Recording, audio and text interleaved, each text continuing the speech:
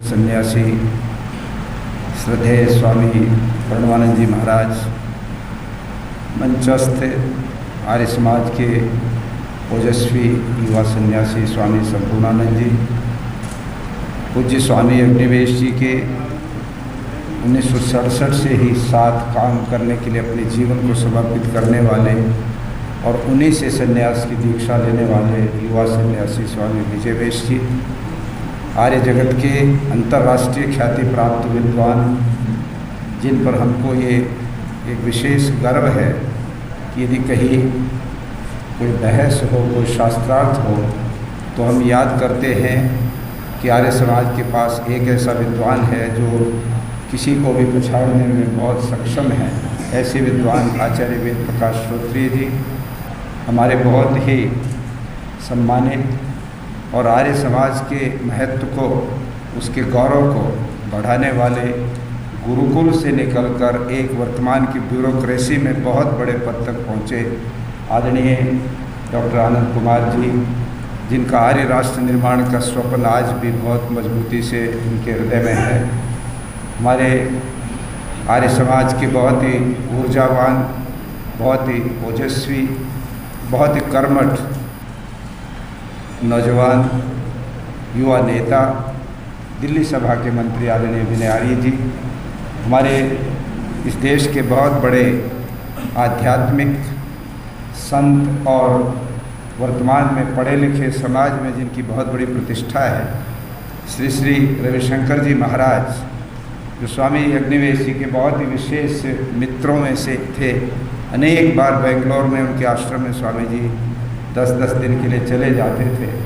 जैसे वो अपने व्याख्यान में बता रहे थे श्री श्री रविशंकर जी कि स्वामी जी यूरोप जाते या जितना ये इस्लाम जो इधर के खाड़ी के देश हैं वहाँ जाते तो वहाँ शाकाहारी भोजन प्राप्त हो सके, उसकी व्यवस्था श्री श्री रविशंकर जी करवाते थे।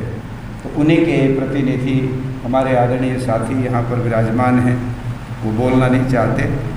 हमारे आचार्य प्रेमपाल शास्त्री जी, हमारे साथी विरजानंद जी, जो प्रारंभ से ही स्वामी जी के साथ कंधे से कंधा मिलाकर चलते आ रहे हैं, काम करते हैं। हमारी बहनें प्रवेश आर्य और पूनम आर्य, जिन्होंने भ्रूण हत्या के विरुद्ध जब बेटी बचाओ अभियान 2005 में स्वामी अग्निवेश जी के नेतृत्व में टंकारा से अमृतसर की यात्रा के रूप में प्रारंभ हुआ था, तो इन दोनों ने अपने कॉलेज की प्रोफेसरी छोड़कर पूरा जीवन आर्य समाज को समर्पित करने का संकल्प लिया था। हमारी आदरणीय बहन अग्नियानंदी जी, हमारे सभी सामने बैठे हुए श्रद्धा के योग्य सन्यासी वृंद और अन्य बहुत सारे साथी, हमारे कुछ सिख बंधु भी पीछे मुझे दिखाई दे रहे हैं, कुछ हमारे मुस्लिम बंधु भी बैठे थे, शायद वो चले गए होंगे, और भी नामधारी जो पंथ है उसके साथी आए थे, जो एक माला और कुछ वस्त्र भेंट करके गए। हमारे विभिन्न आर्य समाजों से और बाहर से भी आए हुए सभी यहाँ उपस्थित महानुभाव, श्रद्धा की योग्य मातृशक्ति। समय तो लगभग श्रद्धांजलि सभा का हो ही चुका है, किंतु हमारे साथियों का आग्रह है कि क्योंकि कोई बहुत दूर जाने का ऐसा कोई मजबूरी नहीं है, तो थोड़ा सा समय लेकर के इसको बढ़ा लिया जाए। मैं उनके आग्रह को एक तरह से स्वीकार करते हुए बहुत संक्षेप में ये निवेदन करना चाहता हूँ कि स्वामी अग्निवेश जी के व्यक्तित्व में आपने स्वयं इस पर्दे पर आने वाले उन लोगों के वक्तव्यों को सुना जिनका आर्य समाज से कोई संबंध नहीं है। ये सारे लोग वे थे जो आर्य समाज से बाहर किसी न किसी फील्ड में काम करते हैं, किंतु उनके तक स्वामी अग्निवेश जी ने जो बात पहुंचाई और उन्होंने उनको अपनी श्रद्धांजलि देते समय ये स्वीकार किया कि अग्निवेश वो वेद को, दयानंद को और आर्य समाज को मानने वाले थे। तो मैं ये समझता हूँ कि स्वामी अग्निवेश जी ने आर्य समाज के एक सन्यासी होने के नाते जो आज आवाज़ हम इन लोगों के तक पहुँचा नहीं पा सकते थे, वहाँ तक दयानंद, वेद और आर्य समाज के नाम को ही नहीं पहुँचाया, बल्कि उसको मूर्त रूप देने का भी काम किया। मुझे वो एक दृश्य याद आता है जब वो एक बार अमेरिका में थे, स्वामी इंद्रवेश जी भी संयोग से वहाँ गए हुए थे। स्वामी अग्निवेश जी को लगभग 450 ईसाई पादरियों के एक प्रशिक्षण शिविर में बोलने के लिए बुलाया गया, और जब वो जाने लगे तो इंद्रवेश जी से कहने लगे कि आप भी साथ चलो, वहाँ एक विशेष आपको अलग से एक परीक्षण मैं दिखाऊंगा। स्वामी जी ने कहा वो क्या होगा? वो कहने लगे वहाँ पर हम यज्ञ करेंगे और यज्ञ के जो सही जो अर्थ है वो उनके सामने रखेंगे। तो चंद्रभान आर्य जो वहाँ पर हमारे साथी रहते हैं, आर्य समाज न्यूयॉर्क के प्रधान भी रहे हैं बहुत वर्षों तक, वो भी साथ गए, सारा हवन का सामान ले लिया और उन पादरियों के उन 450 पादरी पूरे अमेरिका के कोने कोने से आए हुए मैनहट्टन के अंदर जहाँ उनका चर्च था उसमें जब सारा प्रोग्राम सजा लिया, उस समय स्वामी अग्निवेश जी ने जैसे आचमन कराया तो वो सब लोग थोड़े सकपकाए हुए थे कि ये हमसे क्या करवाने लगे हैं। तो रोक करके उन्होंने अपना व्याख्यान शुरू किया और अंग्रेजी भाषा में लगभग 1.5 घंटे तक यज्ञ का वो जो अर्थ था जो स्वामी समर्पणानंद जी ने उनकी पंचयज्ञ प्रकाश में दिया हुआ है उसको पूरी तरह से उनके सामने रखा कि इस यज्ञ से बिजनेस मैनेजमेंट कैसे होता है, यज्ञ से राज्य की व्यवस्था कैसे नियंत्रित होती है, यज्ञ से परिवार का नियंत्रण कैसे होता है, यज्ञ से पर्यावरण की शुद्धि कैसे होती है और यज्ञ हम लोगों के लिए क्यों आवश्यक है।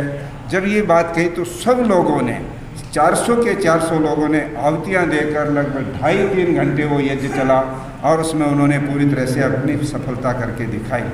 मैं ये कहना चाहता हूँ कि बहुत सारे ऐसे उदाहरण हैं जो हम लोग जानते नहीं, वास्तव में हम नहीं जानते, इसलिए हमको कई बार ये लगने लगता है कि अग्निवेश जी जैसे किसी और की बात कहने लगे। मैं पूरी ईमानदारी से जितना निकट में रहा, उनके देश और विदेश में भी रहा, मैं बहुत बातों को यहाँ पर विस्तार से कह सकता हूँ किंतु समय नहीं है। मुझे वो दृश्य भी याद है जब वेटिकन सिटी में, जहाँ पूरी दुनिया के 200 करोड़ ईसाइयों के गुरु पोप बैठते हैं, जो 1 किलोमीटर के रेडियस में देश है वेटिकन, रोम का एक हिस्सा है। देश इसलिए बना दिया कि उसको एक राजनीतिक मान्यता मिलने के बाद पोप वहाँ के राष्ट्रपति बन गए और वो दुनिया में जहाँ भी जाएंगे तो वहाँ उनको एक राजनीतिक महत्व मिलेगा, वहाँ की सरकार उनको बहुत अच्छे प्रकार से गेस्ट मानकर सारी सुविधाएं जुटाएगी। तो वो जहाँ जाते थे वहाँ इसी तरह का स्वागत उसका होता था। वेटिकन सिटी में पूरी दुनिया के कार्डिनल्स जो पादरियों से बहुत ऊंचे कद के ईसाई धर्मगुरु होते हैं वो सब लोग एकत्रित हुए और उनमें केवल एकमात्र सिंगल डेलीगेट स्वामी अग्निवेश इन कपड़ों में इनवाइटेड हो गए। और जब वो सभा शुरू हुई, एक बहुत बड़ा हॉल जिसमें सारे लोग बैठे थे, मंच पर पोप बैठे थे, वहाँ पर स्वामी अग्निवेश जी ने खड़ा होकर के जब संबोधन दिया और वो जैसे आप सब लोग बोलते हैं वो बड़े निर्भीक थे और बेबाक थे, कभी परवाह नहीं करते थे कि इससे कोई नाराज़ होगा या क्या होगा। वो खड़ा होकर के अंग्रेजी में कहने लगे, his holiness mister Pope, my sisters and my brothers. और अगला ही सवाल उठा के वो कहते, but I want to know, I want to ask where are my sisters, I am looking there is no lady in this hall. एक भी महिला इस हॉल में उपस्थित नहीं है, मैं किसको संबोधित कर रहा हूँ। तब वो पोप की तरफ मुखातिब होकर कहते हैं, आप दुनिया के अंदर आप कहते हैं कि ईसाई धर्म विश्व शांति का प्रतीक है, किंतु मैं आपसे पूछता हूँ दुनिया की आधी आबादी जो स्त्रियां हैं उनकी आपका प्रतिनिधित्व कौन करता है? उनको शांति नहीं चाहिए? आपके मजहब और धर्म के अंदर स्त्रियों की स्थिति क्या है? क्यों नहीं वो कार्डिनल बन सकती, क्यों नहीं वो पोप बन सकती? मैं पूछ रहा हूँ और ये रिकॉर्डेड पूरा का पूरा उनका व्याख्यान है। इसलिए उन्होंने कभी किसी को ये नहीं अवसर दिया कि वो उनको खुश होकर के उनको बुला लेंगे और उनको टिकट भेज देंगे। मुझे याद है यहीं जामा मस्जिद के पास में जब ईद का दिन आया और उस ईद के दिन लाखों और करोड़ों जानवर, आप सभी जानते हैं ईसाई मजहब के अंदर उनकी बलिदान होता है, उनको मार के वो अपनी उसकी शहादत देते हैं। किंतु उससे पहले दिन स्वामी जी ने बिना कुछ सोचे, बिना कुछ योजना बनाए 60-70 अपने साथी इकट्ठे किए राजघाट पर और कहने लगे कि ऊँट जो यहाँ बांधे गए हैं, ऊँट की बलिदान हम नहीं होने देंगे। हम शायद ये बकरे और बकरियाँ तो नहीं रोक सकते, किंतु ऊँट की जो बलि है वो नहीं होगी। ये कहीं भी किसी प्रकार के किसी धर्म में ये व्यवस्था नहीं है। जब ये योजना बना के नारे लगाते हुए जामा मस्जिद की तरफ चले तो एक सीआईडी के व्यक्ति को भनक लगी। उसने फ़ौरन एसएचओ दरियागंज को सूचित किया कि ये क्या हो रहा है, वहाँ तो दंगा हो जाएगा। और स्वामी जी को जामा मस्जिद से मुश्किल से 200-300 गज पहले रोका और रोक करके अरेस्ट करके वापस ले गए कि आप ये क्या कर रहे हो, आपने इन्फॉर्मेशन भी नहीं दी। तब कम से कम 1000 मुस्लिम लोगों के भी फ़ोन और बड़ी चिट्ठियाँ, एक स्वामी जी आपने ये क्या किया, हमारे धर्म के अंदर ये आपने हस्तक्षेप कर दिया। तो वो बहुत बेबाकी से उनके जवाब आज ऑफिस की फाइलों में रखे हैं कि नहीं, आप लोग इस बात को समझते नहीं हैं, आप इस तरह के काम कैसे कर लेते हैं। मुझे वो याद है, ऑस्ट्रिया के अंदर ऑस्ट्रिया की राजधानी वियना में एक बहुत बड़ा सर्वधर्म सम्मेलन था। मैं उनके साथ था। कम से कम 500 धर्माचार्य, जिनमें काले काले चोगे, सफ़ेद चोगे, दुनिया भर की ड्रेसें पहने लोग थे वहाँ पर। और वहाँ पर जिस समय खाने का टाइम हुआ, लंच का टाइम, तो सारा नॉन वेज परोसा गया। स्वामी जी ने मुझे इशारा किया कि कोई खाने की थाली मत उठाना, ये हमारे लायक खाना नहीं है, नॉन वेज है सारा का सारा। तो चुप हो गए। और उसके बाद जो ऑर्गेनाइजर था उसको बुला के वो पूछ रहे हैं कि आपसे मैं जानना चाहता हूँ कि आपने हमारे लिए खाना कहाँ रखा है, वेयर इज़ आवर मील। जब ये पूछा तो थोड़ा सकपकाया कि मैं समझा नहीं कि हमने मेंशन किया था कि वी आर प्योर वेजिटेरियंस, हमें पूरा शुद्ध शाकाहारी भोजन चाहिए, और आपने ये क्या लगा रखा है यहाँ पर। तो वो बड़ा घबरा गया। उसने सारे वियना के अंदर फ़ोन करके पूछा कि कोई वेजिटेरियन होटल है तो हम उसमें स्पेशल खाना मंगाना चाहते हैं। आप आश्चर्य करेंगे, उस समय खाना नहीं आ सका, किंतु रात के डिनर के टाइम जर्मनी से 2 थाली खाना आया। और जिस समय वो खुली सभा में बोले तो वहाँ ऑस्ट्रिया की एक होम मिनिस्टर बैठी थी, लेडी, वो उस दिन चेयर कर रही थी उस सेशन को। स्वामी जी वहाँ पर जब बोले तो उन्होंने वो बखिया उधेड़ी उस नॉन वेजिटेरियन की और कहा कि धर्म के नाम पर हम सब इकट्ठे हो रहे हैं, विश्व शांति तलाश रहे हैं, और हम इस तरह के खाना खाते समय जानवरों को भी नहीं बख्शना चाहते। कहाँ पर ये अहिंसा आ जाएगी, कैसे शांति आ जाएगी। मेरे जैसे सन्यासी के लिए बहुत मुश्किल है कि ऐसी सभा में बैठ करके हम ये नॉनवेज देखें। जब ये बात कही तो उस मिनिस्टर ने खड़ा होकर के माइक ले लिया बीच में ही, और उसने कहा कि आज तक मैंने इतना फायरी, इतना टचिंग लेक्चर किसी से सुना नहीं। स्वामी अग्निवेश जी को आज मैं पूरी तरह से अपने नमन करते हुए डिक्लेयर करती हूँ कि पूरी ज़िंदगी में कभी भी नॉन वेज को हाथ नहीं लगाऊंगी, एंड मैं वेजिटेरियनिज्म को स्वीकार करती हूँ। वो हमेशा जो बात उनको कहनी होती बड़े बड़े मंचों पर, ये उनका व्यक्तिगत प्रयास था। मैं तो कहता हूँ आर्य समाज का ये दुर्भाग्य मैं मानता हूँ। वो यूएनओ में गए, भारत सरकार ने उनको नहीं भेजा, उनका नाम किसी ने स्पॉन्सर नहीं किया, कोई सिफारिशी नाम नहीं गया, किंतु यहाँ पर जिस समय बंधुआ मजदूरी के इस आंदोलन में इतने विख्यात हो गए कि यहाँ की सरकार भी, सब लोग कांप गए कि ये आदमी क्या करेगा। जहाँ देखो वहीं पर छापा मारकर मजदूरों को छुड़वाना, ह्यूमन राइट्स कमीशन में केस लड़ना, सुप्रीम कोर्ट में जस्टिस पीएन भगवती के सामने हिस्टोरिकल जजमेंट उनका है 1983 का, बंधुआ Mukti Morcha versus union of India, जिसके आधार पर इस देश में वे सारे लोग बंधुआ मजदूर मान लिए गए उस जजमेंट के आधार पर जो फोर्स्ड लेबर करते हैं, जो मजबूरी में जिनसे लेबर कराई जाती है। उतना उनको पारिश्रमिक नहीं मिलता, फिर भी रोटी खाने के लिए उनको जाना पड़ता है काम करने के लिए। ऐसे व्यक्ति भी बंधुआ मजदूर हैं। ये जस्टिस पीएन भगवती की रूलिंग है। और इस एक्ट को जितने देश के आईएएस आईपीएस हैं, आनंद कुमार जी यहाँ बैठे ये जानते होंगे, लाल बहादुर शास्त्री जो एकेडमी है आईएएस की, उसमें स्वामी अग्निवेश जी परमानेंट रिसोर्स पर्सन थे कि उनको इस एक्ट के बारे में बोलने के लिए हर साल 3 बार उनको इनवाइट किया जाता था। और वहाँ जाने के बाद भी वो चुप नहीं रहते थे। जब लेक्चर का समापन होता तब वो सारे के सारे आईएएस आईपीएस जो बनने वाले अफसर थे उनसे पूछते थे, अब आप बताओ जब निकलोगे तो कितने करोड़ में बिकोगे, क्या कीमत लगेगी आपकी। तो एकदम सब सन्न हो जाते कि क्या कह रहे हो, कि मैं ये कह रहा हूँ कि आप दहेज कितने रुपए की लोगे जाकर, और यदि आपने दहेज लेना है तो ये दहेज प्रथा का विरोध क्यों करते हो, इसका कानून बना हुआ है। तो कितने लोगों ने दहेज न लेने की भी प्रतिज्ञा है कि आज भी हरियाणा सरकार में बहुत सीनियर आईएएस हैं। अजीत बालाजी जोशी मेरे मित्र हैं, महाराष्ट्र के रहने वाले, उनकी मैं शादी करवाना चाहता था अश्विनी शर्मा जलंधर की बेटी की, वो जज बन गई थी नताशा। उन्होंने कहा कोई बढ़िया से आदमी से शादी कराओ। मैंने अजीत जी से फ़ोन किया, वो कहते मैं तो महाराष्ट्र आ गया, मेरी शादी होने वाली है। मैंने कहा हम तो आपको तलाश रहे थे शादी के लिए, किंतु उन्होंने कहा मैंने इंटरकास्ट भी की है और 1 रुपये की शादी की है, क्योंकि मैंने स्वामी जी को कमिट किया था आईएएस एकेडमी में कि मैं कभी भी दहेज नहीं लूँगा। हजारों लोगों को इस प्रकार से उन्होंने अनेक जगहों पर बदलाव हुआ है। ये उनका अपना व्यक्तिगत एफर्ट था। आज मैं ये कहता हूँ यदि संगठन के बल पर अग्निवेश जी जैसा फायरी एक इतना तेजस्वी व्यक्ति नेतृत्व में होता तो सरकार की ये हिम्मत नहीं पड़ती कि वो दयानंद के चित्र के लिए अगर हमारा कोई सांसद पार्लियामेंट में आवाज़ उठाए तो वर्तमान की सरकार के बड़े बड़े जो नेता हैं वो उनको कहें कि आपको एज ए सांसद ये बात कहनी नहीं चाहिए, हम ये नहीं कर सकते कि दयानंद का चित्र पार्लियामेंट में लग सके, और हम लोग संतुष्ट हो जाते हैं। ये काम अग्निवेश जी के बूते का था, किंतु दुर्भाग्य कि ना हम समझे और ना वे ही लाइन में चल पाए, क्योंकि वो लाइन में चलने के आदी भी नहीं थे।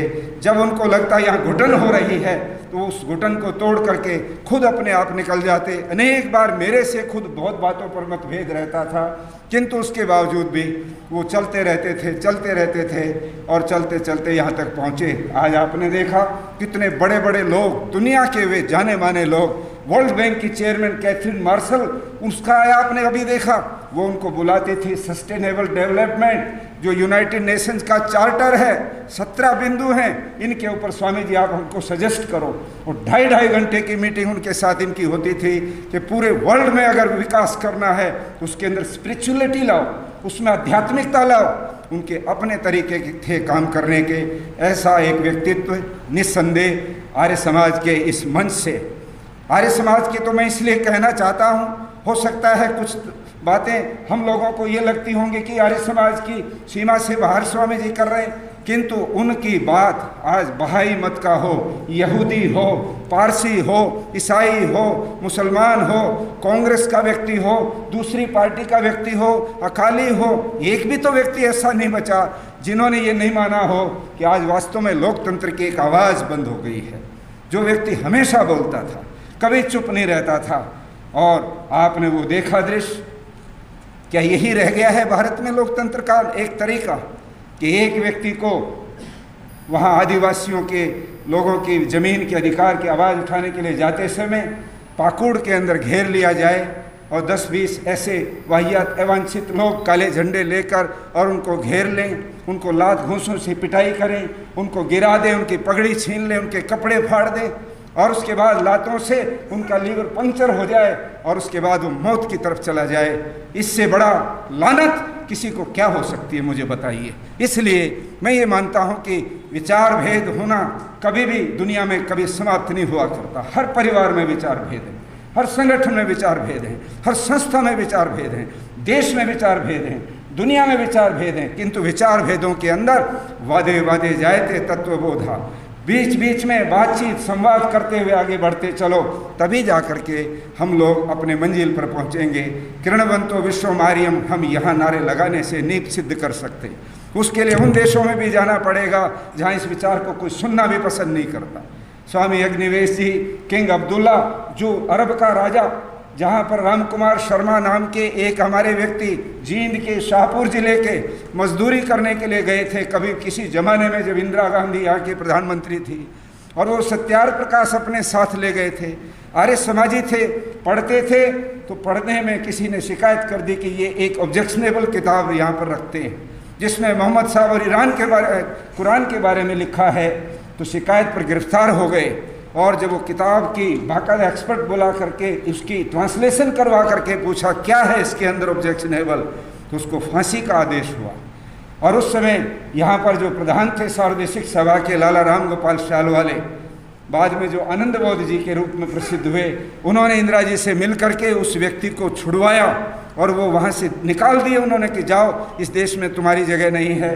वो आ गए, किंतु स्वामी अग्निवेश जी ने वही किताब अंग्रेजी में लिखी हुई, कई लोग ये कहते रहते हैं कि अग्निवेश जी 14वें समूलास को निकलवाना चाहते थे।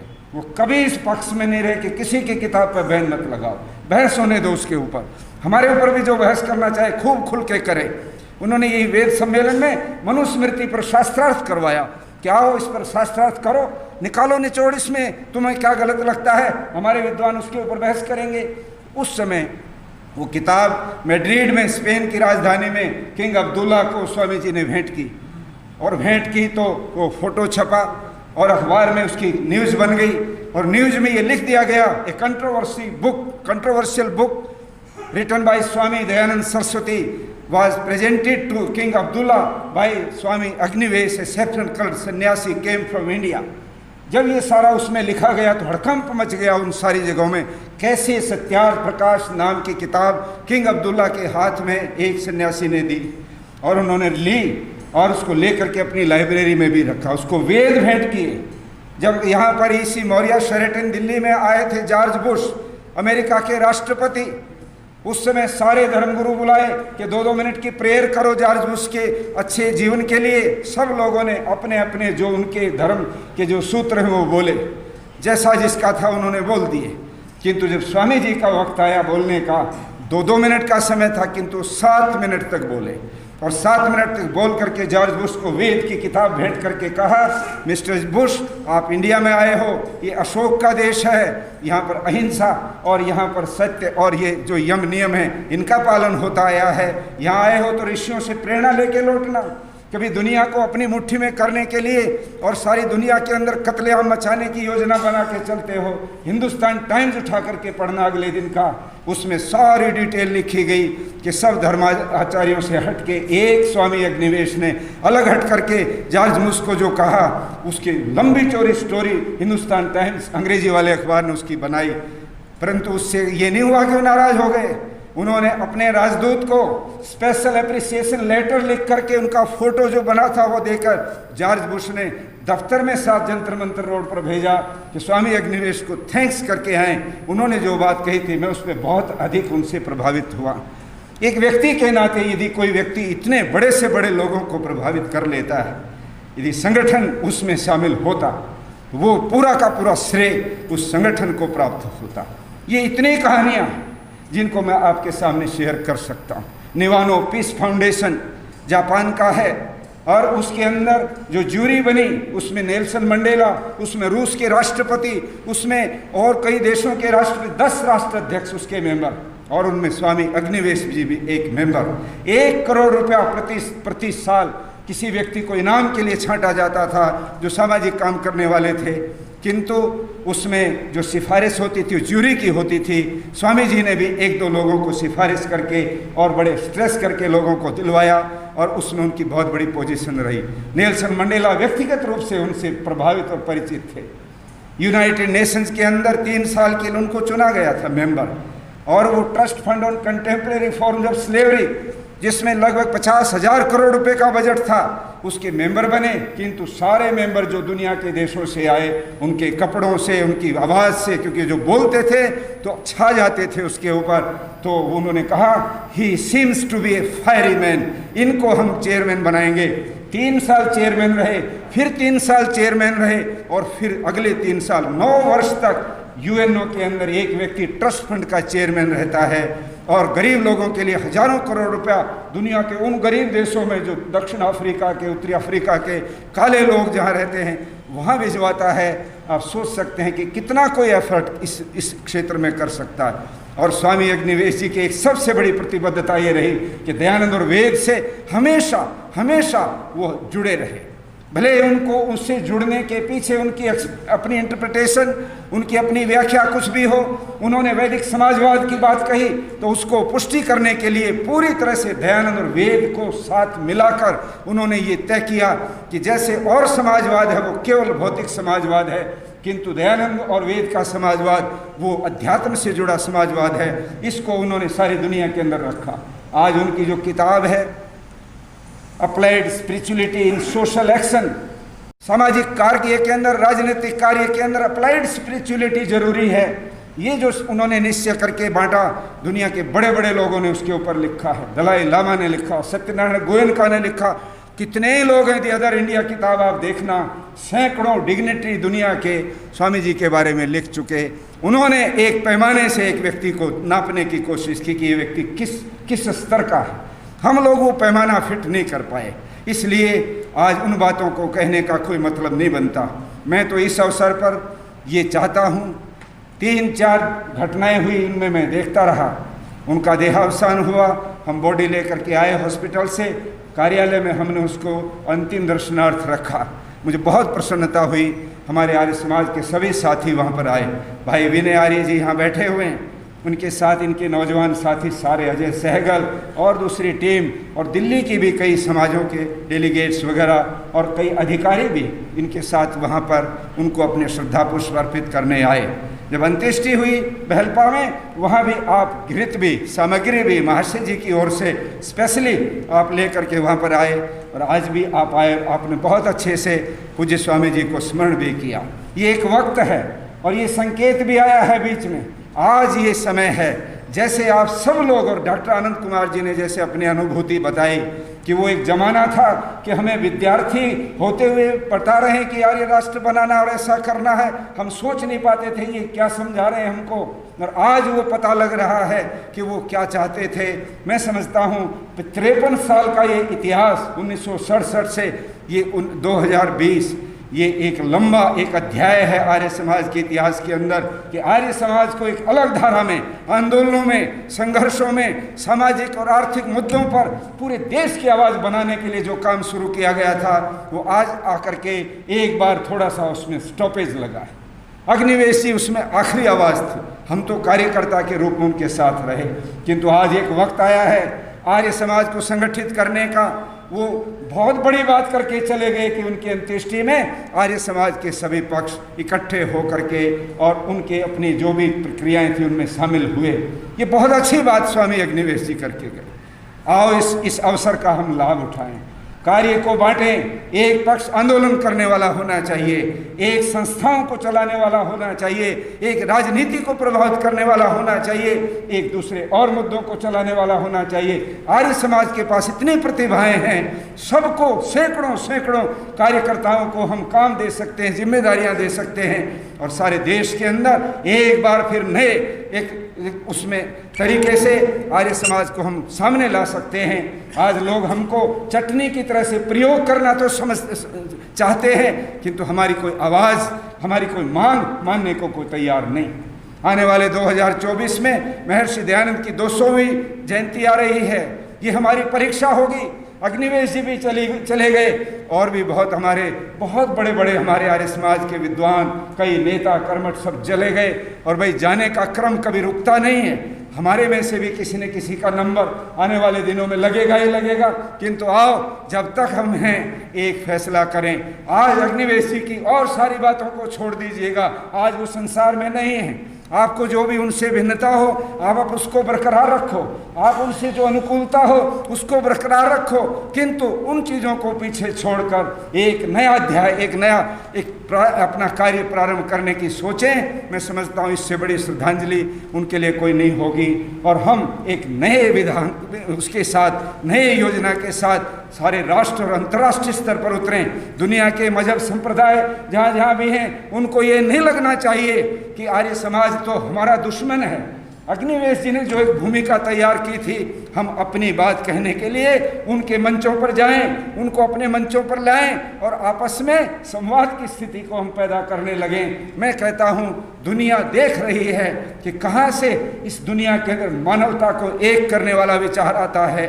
वो विचार आर्य समाज के सिवाय किसी के पास नहीं। आर्य समाज उदार है, संकीर्ण नहीं है। आर्य समाज वसुधैव कुटुंबकम को मानने वाला है। इसलिए मैं आप सबसे निवेदन करूंगा कि हम सारे जने सोचें, गंभीरता से सोचें, नेतृत्व वर्ग सोचे, विद्वत वर्ग सोचे, बैठ करके चिंतन करके और कोई निर्णय करके आगे बढ़ने की योजना बनाएं। यही आज की सच्ची श्रद्धांजलि होगी। मैं स्वामी जी के जीवन की बहुत घटनाएं मैंने लिखी, लगभग 75 ऐसे पॉइंट थे जो मुझे एक एक करके मैं बताता तो उनका पूरा परिचय आपको होता कि क्या क्या उन्होंने कर डाला, किंतु अब समय नहीं। मैं माफ़ी चाहूँगा, भावनावेश थोड़ा समय भी ज़्यादा लग गया। आप सब लोग यहाँ आए, धन्यवाद के क्रम में प्रोफेसर विठल राव जी ने हमारे साथियों का धन्यवाद किया। उनका कर्तव्य भी था, उनका दायित्व भी था, और उन्होंने वास्तव में बहुत सेवा की, रात और दिन एक कर दिया कि स्वामी जी को हम बचाएं। किंतु और बहुत सारे लोगों का उसमें योगदान है, वो भी बहुत धन्यवाद के पात्र है। ये गुरुकुल जहाँ ये आज सभा हो रही है, पूज्य स्वामी जी ने प्रारंभ में ही ऑफर की स्वामी जी को। इनको ये लगा कि जैसे स्वामी जी को ब्लड देना होगा। उन्होंने कहा था कि मुझे लीवर डोनर चाहिए, किंतु ये समझे नहीं। 20 विद्यार्थी खड़े हो गए, हम देंगे ब्लड, हम देंगे ब्लड। और लास्ट में जब बिल्कुल रोज़ 1-2 शीशी चढ़ रही थी, उस समय गुरुकुल के ब्रह्मचारियों ने ब्लड दिया। मैं इस बात को भुला नहीं सकता हूँ। हमारे इस गुरुकुल का बहुत सकारात्मक सहयोग। महीनों महीनों स्वामी जी को गाय का दूध चाहिए होता था, स्वामी जी ने उसको यहाँ से भिजवा कर उनको उपलब्ध कराते रहे। और बहुत सारे लोग जो उनके प्रति भाव रखते थे, अपने अपने तरीके से बैठ करके वो उनके लिए कामना करते रहे। हमारे बंधुआ मुक्ति मोर्चा के साथी भाई निर्मल जी, जो गोराना लिखते हैं, अपना इनका सरनेम है, गोत्र होगा गांव में, किंतु आज सुबह जब यज्ञ किया, आज स्वामी अग्निवेश जी का जन्मदिन है 21 सितंबर, आज विश्व शांति दिवस भी है यूनाइटेड नेशंस के एजेंडे के अनुसार। तो इन्होंने सुबह यज्ञ में बैठ करके कहा कि आज से स्वामी जी की जो एक बहुत बड़ी इच्छा रही कि जातिवाद मुक्त समाज बने, तो मैं अपनी जो जाति का सूचक जो चिन्ह है उसको हटाकर मैं अपने नाम के साथ अग्नि जोड़ता हूँ। आज से ये निर्मल अग्नि हो गए। मैंने कहा निर्मल अग्नि बहुत वैसी होती है। अग्निवेश जी कई बार निर्मल से भी और अधिक आक्रामक अग्नि हो जाते थे। आपको निर्मल अग्नि हो, इसलिए बहुत अनुशासन से इस संगठन को आगे बढ़ाइए। निर्मल जी को हम पूरा इसमें अवसर देंगे, ये खूब बंधुआ मुक्ति मोर्चा को उसी ऊंचाई तक ले जाएं। गरीबों का ये जो अभियान है ये बंद ना हो, ये अग्निवेश जी की अपनी पहचान है। निर्मल जी एक बार खड़े हो जाएंगे, सबको परिचय हो जाएगा। ये बातें मैंने अपने आर्य बंधुओं के लिए रखी हैं। यहाँ पर जो अन्य हमारे मतों के लोग हैं, मैं उनको ये निवेदन करना चाहता हूँ, ये भ्रांति मिटानी मैंने इसलिए ज़रूरी समझा कि आप लोगों के बीच में जब स्वामी जी जाते हैं और जहाँ पर बड़ी बड़ी मुसलमानों की 1-1 लाख की जनसभा में वो ये बोलने की हिम्मत जुटाते हैं कि कब्रों के ऊपर चद्दर चढ़ाना कहाँ धर्म का चिन्ह है। इस तरह से हाथ धोकर मुसलमान और ऐसे हाथ धो के हिंदू बन जाता आदमी, ये कहाँ धर्म की चीज़ है। यहाँ पर बाल लग जाए तो मुसलमान और यहाँ बाल लग जाए तो हिंदू हो जाता है, ये कौन से धर्म की पहचान है। और अगर आप शराब पीते हो और जानवरों को भी मारते हो तो ये कहाँ धर्म की पहचान है। ये बम्बई की 1 लाख लोगों की सभा में उनका भाषण मैं रिकॉर्डेड आपको भेजने को तैयार हूँ, सुनना। देखते रह गए लोग कि ये किस तरह का आदमी है जो इसी भाषा बोल देता है। स्वामी अग्निवेश जी को उसके बावजूद भी तमाम मत संप्रदायों के लोग उनकी इस सत्यवादिता, स्पष्टवादिता के लिए स्नेह करते थे। एक आह्वान पर वो उनके साथ खड़े हो जाते थे और हर जगह हवन से अपनी बात शुरू करते थे। मुझे याद है गुरुकुल के ही ब्रह्मचारी गए, सर्वधर्म संसद बनाइए, और यहीं पर 15 नंबर साउथ एवेन्यू में यज्ञ हुआ। सारे ईसाई मुसलमान सब मजहब के लोग बैठे। वहाँ पर मौलाना वहीदुद्दीन खान भी बैठे, जो बड़े इस्लामिक स्कॉलर हैं, 90 किताबें लिख चुके वो बूढ़े। जब यज्ञ शुरू हुआ, ब्रह्मचारियों को रोक दिया स्वामी जी ने और उसके ऊपर बोलना शुरू किया। जब वो लगभग आधा घंटा उसका एक्सप्लेन किया और यज्ञ खत्म हो गया, तो मौलाना वहीदुद्दीन क्या कहते हैं कि स्वामी जी, आज तक ज़िंदगी में मैंने नहीं समझा था कि ये यज्ञ है क्या। मैं ये मानता था कि पौराणिक हिंदू वो मूर्ति पूजा करते हैं और आर्य समाजी लोग जो है वो हवन की पूजा करते हैं। मैं तो इसको हवन को पूजा मानता था। आपने जिस तरीके से इसको बता दिया है, मेरी इच्छा है कि अगले सप्ताह मेरे घर में आप आकर के यज्ञ कर दीजिए, ताकि मैं भी आपके इस यज्ञ की व्याख्या से जुड़ सकूं। एक मलिक थे उसके पीएस, उनकी ड्यूटी लगी कि स्वामी अग्निवेश जी मेरे घर आएंगे और यहाँ आकर के हवन करेंगे। इस तरह से वो व्यक्ति को प्रभावित किया करते थे। वो कभी भी किसी बात को अपने मन में रोकते नहीं थे। जो कहा पूरा बहस करना, चर्चा करना। और वेद सम्मेलन में तो आप सब गवाह हैं, जब उसका उद्घाटन हुआ 25 लड़कियां आनंद कुमार आर्य के संस्था टांडा से मुस्लिम लड़कियां आई, जिन्होंने मंगल आचरण वेद मंत्रों से किया। तो वेंकैया नायडू जो हमारे देश के उपराष्ट्रपति हैं वो बैठे थे वहाँ। उन्होंने जो साधुवाद दिया उस समय वो अखबारों में भी छपा कि मैं आश्चर्यचकित हूँ कि मंगल आचरण मुस्लिम घरानों की लड़कियाँ वेद मंत्र बोल के कर रही हैं। इस तरह से बड़ा अद्भुत वो सम्मेलन था। सब लोगों ने वेदों की वो भूरी भूरी प्रशंसा की थी वहाँ पर, जो हम सोच भी नहीं सकते। ऐसे काम स्वामी अग्निवेश जी अपने प्रयत्नों से करवाते रहे। ये उनकी व्यक्तिगत एक प्रकार की जर्नी थी और उसमें वो बहुत अधिक सफल हुए, दुनिया में विख्यात भी हुए और कहीं ना कहीं उन बातों का प्रभाव भी छोड़ कर गए। ऐसे महान व्यक्तित्व को स्मरण करते हुए मैं अभिभूत हूँ। मुझे तो उन्होंने अपने हॉस्पिटल में 3 दिन पहले जब अचेत होने वाला दिन आया, उससे 1 दिन पहले थोड़ा बोल रहे थे। मुझे अशोक जी ने कहा कि पगड़ी मंगा रहे हैं, बार बार करें पगड़ी ला के दो, मैं पगड़ी बांधना चाहता हूँ।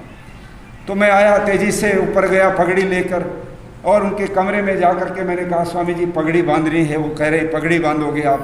वैसे तो इतनी सारी ये लग रहे पाइप, पगड़ी कैसे रुकेगी सिर पर। उन्होंने कहा नहीं मेरी इच्छा है। बाद में वो कहने लगे ऐसा करो, तुम्हारे सिर पे जो बंदी अच्छी सख्त बढ़िया बांध रखी है यही मुझे पहनाओ।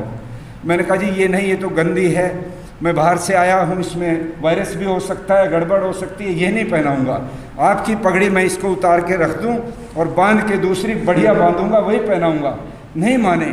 4 बार आग्रह करने के बाद आखिर में उन्होंने कहा नहीं यही पहनाओ और मेरे सामने ये दूसरी पगड़ी बांधो अपने सिर पर।